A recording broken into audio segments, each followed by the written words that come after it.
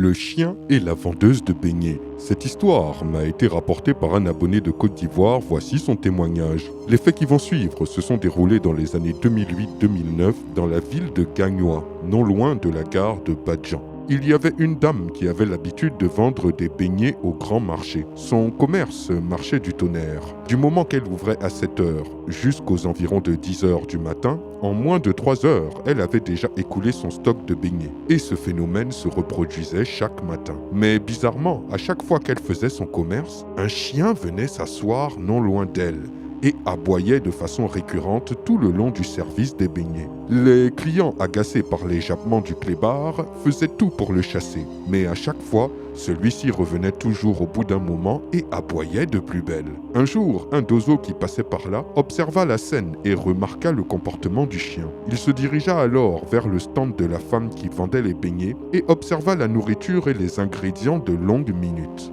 Une fois l'observation terminée, il s'adressa avec une voix forte aux clients, en leur révélant que l'huile des beignets était en réalité du sang humain. Non seulement ça, mais il pointa la vendeuse du doigt en disant que le tabouret sur lequel elle était assise était en réalité une tête humaine. Voilà la raison pour laquelle le chien en question venait aboyer tous les jours pour prévenir les clients. La police fut appelée et la dame appréhendée. Depuis ce jour, plus personne ne l'a revue.